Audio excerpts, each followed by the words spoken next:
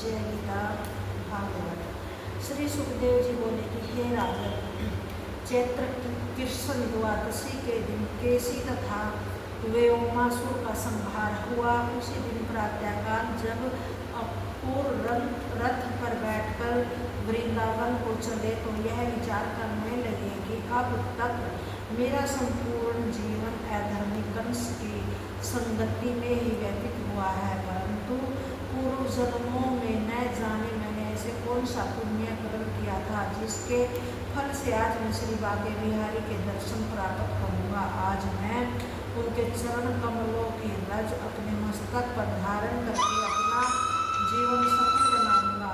राजा कंस ने मुझ पर बड़ी कृपा की, जो उसने मुझे इस कार्य के लिए भेजा।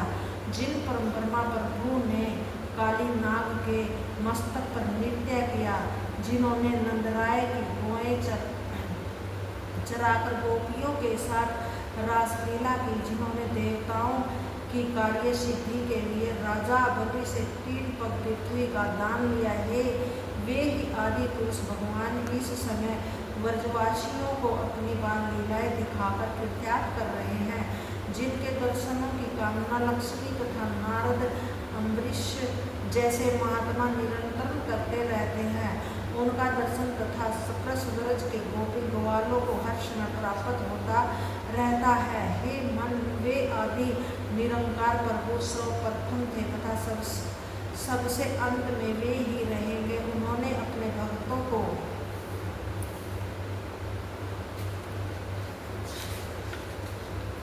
सुख देने तथा संसार के अधर्मी जीवों को भव सागर से पार उतारने के लिए ही अपनी इच्छा से जन्म लिया है। उनके भेद को कोई प्राप्त नहीं कर सकता। वे संसारिक माया से रहित तथा तीनों गुणों से पृथक है।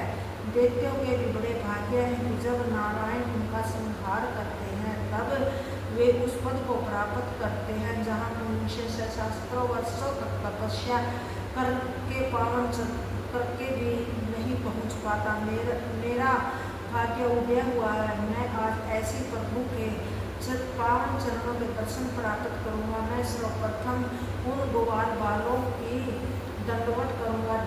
दिन रात श्री श्याम सुंदर का दर्शन प्राप्त करते हैं। तदुपरांत मैं उन श्री दीनदयालु की चरण रज को अपने मस्तक पर धारण करूँगा, जिनकी पद रज को पाने के लिए ब्रह्मा आदि देवता भी लालायित बने रहते हैं।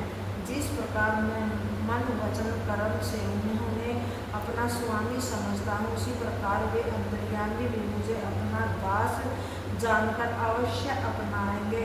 जब कृपा निधान मुझ घर के भीतर ले जाएंगे, उस समय मैं उन्हें कंस का सच्चा हाल बता दूंगा। इस प्रकार विचार करते हुए अपूर्व जी संध्या के समय वृंदावन में जा पहुंचा। जिस समय उसने वहां की पृथ्वी पर श्री कृष्ण जी के शंख चक्र गदा पद्म तथा ध्वज अंकित चरण चिन्हों को देखा तो उसने रथ से उतरकर वह धूल अपने मस्तक पर चढ़ा ली। उस समय प्रेम मगन होने के कारण अपूर्व जी की आंखों से आंसू बहने लगे। इतने कथा सुनाकर श्री सुखदेव जी बोले कि हे प्रेषित, उसी समय श्री श्याम सुंदर बलराम एवं अन्य गोप ग्वालों के साथ वन से वृंदावन को लौटे। उन्हें दूर से ही देखकर अपूर्व जी उनके चरणों पर जा गिरे तथा अनन्य प्रेम के कारण फूट फूट कर रोने लगा। कुछ देर बाद वह हाथ जोड़कर श्री कृष्ण से इस प्रकार बोले कि हे प्रभु, मैं आपका दास अपूर्व यादव हूँ। यह सुनते श्री कृष्ण जी उसे बड़ा जानकर अपने पाँवों से उठाने लगे। वह किसी भी प्रकार उनके चरण छोड़ने को तैयार न था। यह दशा देखकर श्याम तथा बलराम ने प्रेम पूर्वक उनका मस्तक पकड़कर ऊपर उठाया तथा उन्हें घर ले गए। जिस समय नंदराय जी ने अपूर्व को देखा तो वह उनके गले मिले। तदुपरांत जब श्री कृष्णचंद्र जी उन्हें आसन पर बैठाकर ऐतर प्रेम पूर्वक उनके चरण पखार कर 36 प्रकार के व्यंजन खिलाकर पान सुपारी दी। जब अपूर्व जी पलंग पर लेटे तो श्याम जी तथा बलराम उनके पाँव दबाने लगे। उस समय नंद ने अपूर्व के पास आकर पूछा कि हे अपूर्व जी, हमारे वसुदेव देव की किस प्रकार है तथा राजा कंस प्रजा का पालन किस प्रकार कर रहा है। हमारी समझ में तो जब तक कंस जीवित है वहाँ की प्रजा सुख से नहीं रह सकती। कंस से अधिक निर्दयी तथा अधर्मी और कौन होगा, जिसने अपनी बहन के 6 पुत्रों को मार डाला। नंद जी के ऐसे वचन सुनकर अपूर्व जी ने उत्तर दिया कि हे नंदराय जी, कंस जब से उत्पन्न हुआ तभी से प्रजा कष्ट पा रही है। जब तक कंस जीवित है तब तक मथुरावासी को सुख प्राप्त नहीं होगा। उसका हाल हम क्या कहें, तुम तो जानते हो। जय गीता भागवत।